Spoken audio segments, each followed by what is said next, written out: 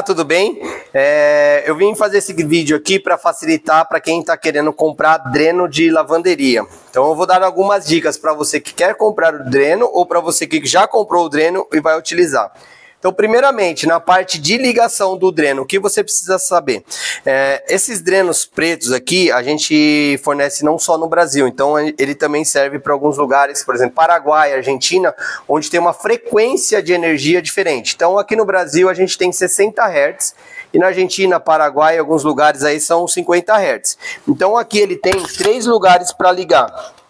Então, o que você precisa saber é que aqui no Brasil, você vai ligar ele um fio aqui, e o outro fio onde está escrito 60 Hz. Então você tem aqui ó, o N, onde vai ser ligado, e o 60 Hz. Nunca utilize esse 50 Hz, porque já teve gente que colocou nesses dois aqui e automaticamente o dreno queimou. Ele é uma bobina, então se você ligar ele na tensão errada, ele vai queimar, tá? Então os pretos são assim.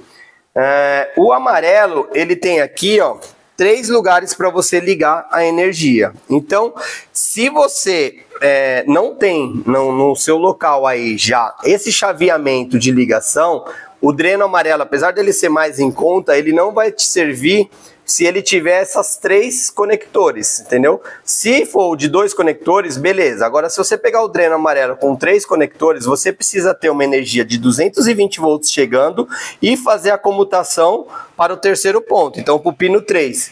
Então, por exemplo, aqui, ó, vou fazer um desenho. Você tem o 220 aqui, 220 volts, e você tem o dreno aqui com as 3 ligações aqui, 1, 2 e 3, 1, 2 e 3. Se você ligar os 220 de um CLP ou de onde quer que seja, ele não vai fazer a movimentação. Você precisa ter a alimentação 220 e o que está indo para o pino 2, sim, ir para o CLP ou para onde você faz a comutação e ele voltar para o 3. Porque aí o que acontece? Ele tem que ter 220, então liguei minha máquina, ele recebe 220 ali, ele já sabe qual a posição que ele vai ficar. Aí quando você quer comutar ele, você faz aí sim a ligação aqui dele fechado ou dele aberto.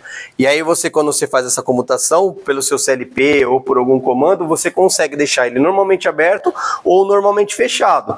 Então esse aqui no caso está fechado, mas você pode deixar ele aberto de acordo com a ligação que você pode fazer aqui, certo? Essa é a parte da ligação. Agora na parte de dreno aberto ou dreno fechado. A gente tem aqui, ó, esse aqui é 90 graus, certo? Como já expliquei em outros vídeos. E esse aqui ele está normalmente fechado. Então você precisa verificar se na sua situação o melhor é o dreno fechado. Porque a gente tem a opção dele fechado ou ele aberto. Esse aqui ele é 180 graus e também está fechado. A gente tem a opção dele normalmente aberto. Então, se você quer que na hora que não tiver energia nenhuma ele fique aberto, você tem que comprar normalmente aberto.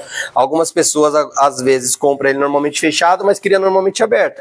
Então é ruim essa inversão no local. É ideal você saber isso antes de você comprar. Outra dúvida muito grande também que as pessoas têm é sobre o overflow.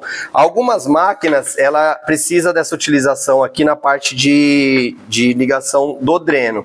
Então aqui, ó, essa daqui é com overflow, esse aqui é com overflow e esse aqui é sem overflow. Se você quiser utilizar esse overflow, de acordo com a sua máquina, você pode utilizar se sua máquina já tiver uma utilização para ele.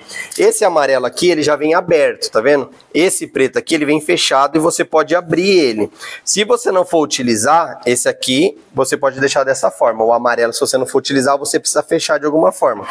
Algumas pessoas perguntam se a gente pode utilizar ele para sair por pressostato. O ideal é que não. Por quê?